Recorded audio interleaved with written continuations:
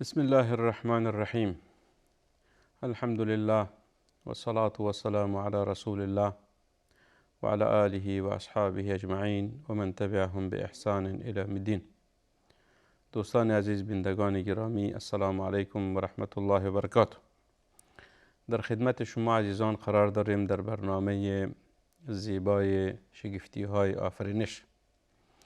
دوستا، ما در رابطه به اون مسائل صحبت میکنیم که خداوند متعال از لابلای اون ما را به سوی توحید و یکتاپرستی و شناخت خداوند و ایمان به خداوند و طاعت و عبادت خداوند دعوت میکند. ببینید دوستا، خداوند متعال انسان را در این جهان آفریده است و این جهان پهناور و بزرگ را در خدمت انسان قرار داده است. پس ما انسان ها جز این جهان هستیم. انسان یک جزء از این جهان هست، ولی این جزء بسیار بزرگ و عظیمه که خداوند این جهان بزرگ به خاطر این انسان ضعیف و ناتوان مسخر ساخته است. دوستا، وقتی که ما در رابطه به شگفتی های آفرینش صحبت میکنیم، به این معناست اگر شما تجربه هم کرده باشین، زمانی که ما یک چیز خوب در این جهان میبینیم، یکی از مخلوقات زیبا و یا یکی از مخلوقات عجیب، همیشه به مجرد نگاه کردن به اون مخلوق ما این کلمه را به زبان میاریم که سبحان الله میگویم. سبحان الله. و قسمی که خداوند متعال در قرآن عظیمشان هم فرموده است که سبحان الله احسن الخالقین، فسبحان الله احسن الخالقین. خداوند ذات و آفریدگار است و بهترین آفریدگار است. بهترین آفریدگار است. پس دوستا، ما انسان ها در پهلوی ازی که در این جهان زندگی میکنیم باید به یک چیز متوجه باشیم که خداوند متعال بارها ما انسان ها را به این متوجه ساخته است که در جهانی که زندگی میکنیم باید او فکر کنیم. این جهان با تمام مخلوقاتش بیهوده آفریده نشده. بیهوده نیست، چرا که نسبت بیهودگی به خداوند جایز نیست. قسمی که خداوند ذات عظیمی هست، ذات بزرگی هست، ذات پاک و قدوسی هست، پس هرگز خداوند کار نمی کند که او عبث یا بیهوده باشد. شاید انسان بکند، انسان مخلوق خداوند است، کارهای میکنه که از جمله عبثیات خواهد باشه، اما نسبت عبثیات به خداوند جایز نیست. لذا هر مخلوقی را که خداوند متعال آفریده است در این جهان بیهوده نیست، بلکه دو حکمت ها و درس ها و اندرز های هست. دوستا، در درس های و در برنامه شگفتی های آفرینش یک چیز باید ما متوجه باشیم که زیبایی منطق جهان دلالت به وجود خداوند میکند.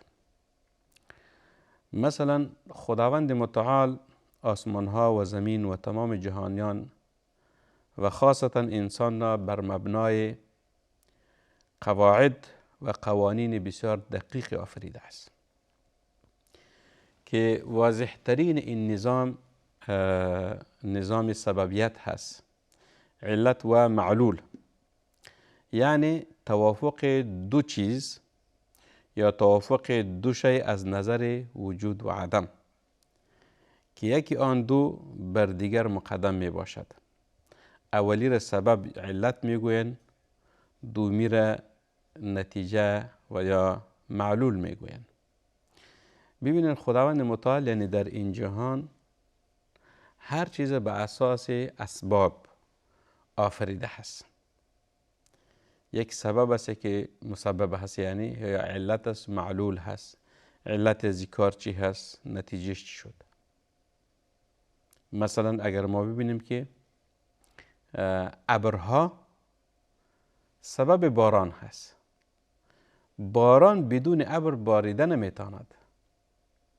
باران یا بارش و باران وقتی که به زمین فرو می آید لازما باید در اونجا ابر باشد. پس وجود ابر سبب نزول یا پایین آمدن باران یا بارش است. پس هر چیز سببیت می خواهد.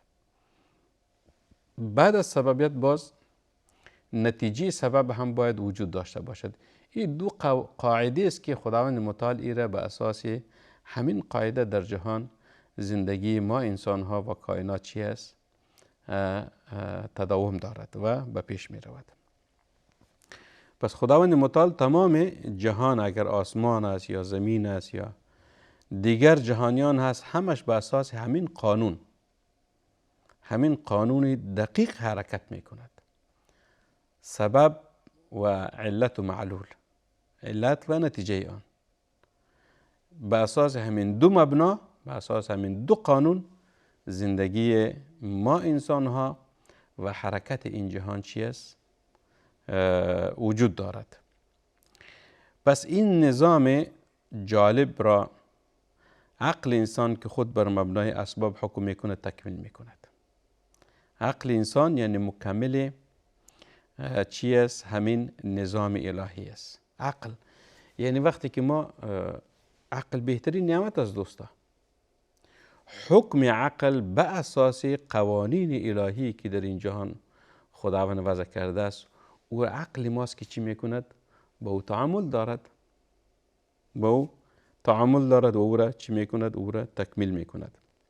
زیرا عقل بشری حوادث و اتفاقات و رویدادهایی که در این جهان رخ میدهد بدون وجود اسباب و علل نمیپذیرد. یعنی عقل چیزی که سبب نباشد او را عقل انسان نمیپذیرد.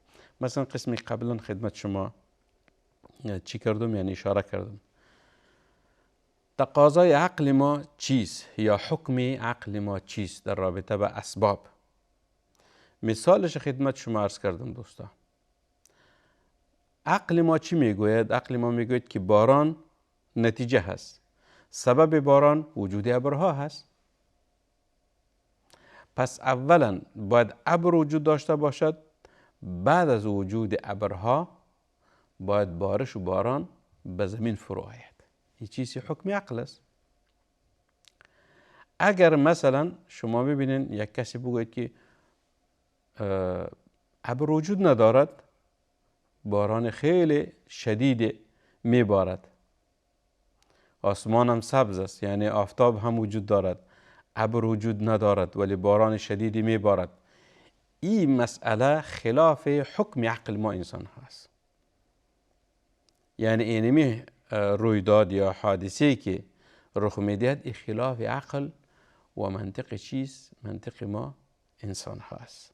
پس عقل ما هم حکم و فیصلش به اساس قوانین الهی است که در این جهان موجود است.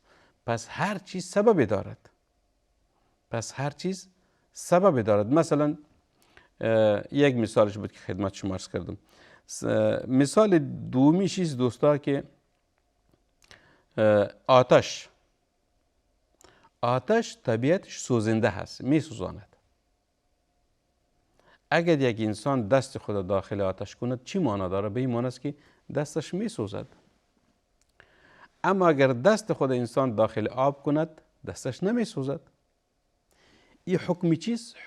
حکم عقل انسان است و حکم عقل انسان به اساس تجربه هست.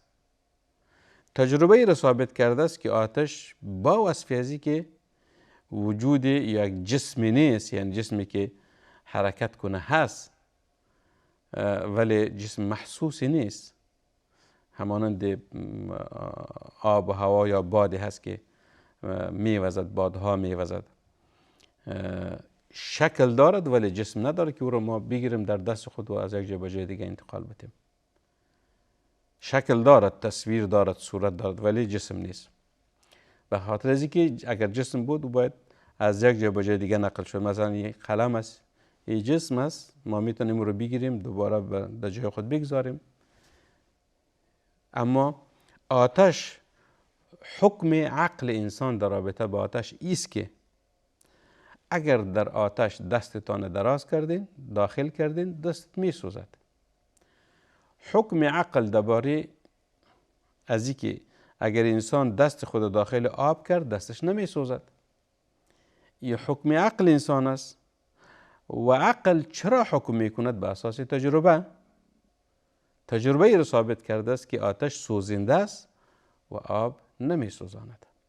پس هر چیز عقل انسان خداوند متعال به شکل آفریده است که حکم می کند و هر چیز وابسته به سبب می سازد. و خداوند متعال نظامش هم همچنین هست که تمام معلول بستگی داده است به علتها. یعنی نظام خداوندی به این رفته است که در این جهان هر چیز سبب دارد. هر چیز سبب دارد و این سبب برای ما نتیجه کار چی می کند؟ نمایان و آشکار می سازد. پس عقل دوستا بهترین نعمت خداوندی است که حکم می کند بالای اشیا.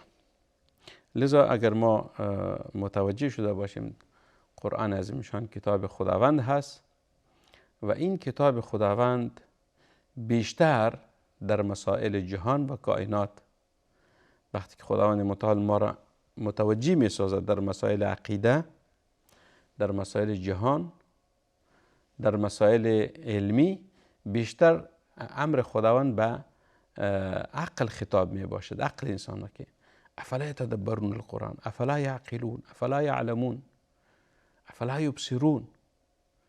عقل، علم، بصیرت، تدبر، این همش در کجاست؟ در عقل انسان است. علم در عقل می باشد، تدبر، فکر کردن، همش در عقل است. یک شخصی اسم او را دیوانه میگویم، دیوانه یا مجنون. دیوانه و مجنون کیست؟ کسی است که عقل خود از دست داده است. انسان است مثل ما شما وره، شاید خوب تنومند هم باشد، خوب صحتمند هم باشد، یک شخص دیوانه، ولی خداوند از این شخص دیوانه عقلش را گرفته است. پس این شخص دیوانه حکم کرده نمیتواند بالای چیزها. خداوند متعال انسانها را به اساس عقل سلیمی که داده اونها را مکلف ساختن در مسائل تشریعی، در مسائل احکام، در مسائل دین. پس عقل دوستا بهترین نعمت خداوندی هست. لذا خالق هستی دوستا نیز در تکمیل رحمت خویش بر ما این گونه حکم کرده است که این نظام حاکم بر هستی و آن مبنای درک عقلانی بشر هست و ما را به آرامی به سوی پدیده آورنده اصلی یعنی مسبب الاسباب که خود ذات باری تعالی هست راهنمایی می کند. یعنی خداوند متعال وقتی که ما را متوجه می کند که در یک مسئله حکم کنیم، به این معنی است که خداوند متعال نظامش به اساس اسباب هست. خداوند متعال میتواند که بدون اسباب هم یک کار را انجام بدهد، یک حادثه رخ بدهد بدون سبب. خداوند قادر هست، ولی نظام خداوند به این رفته است که به هر چیز سبب تعیین کرده است. به هر چیز سبب تعیین کرده است. قسمی که چند مثالش بر شما گفتم. مثلا ببینن انسان وقتی که گرسنه می شود باید غذا بخورد، وقتی که تشنه می شود باید آب بنوشد. پس نوشیدن آب در وقت تشنگی است و صرف کردن یا خوردن غذا در وقت گرسنگی است. وقتی که گرسنگی به میان آمد باید انسان غذا بخورد. پس گرسنگی سبب شد، سبب غذا خوردن شد. یک کس سیر هست، او به غذا نیاز ندارد، سیر است، یعنی اشتها هم ندارد و حتی در معدهش گنجایش غذای بیشتری هم نیست.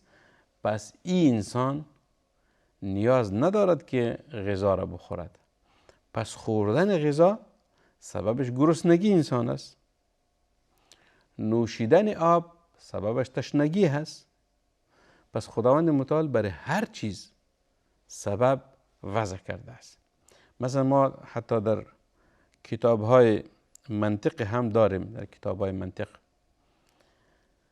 که یکی از مضامین است که در مدارس تدریس می شود، یعنی بعضی مسائل منطقی است که خلاف دین ما نیست، یعنی انسان به اون نیاز دارد.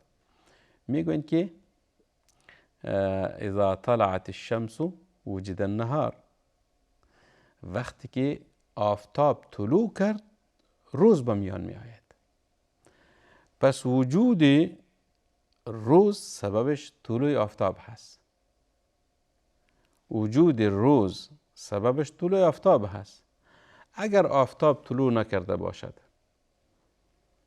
ما روز گفته نمیتونیم.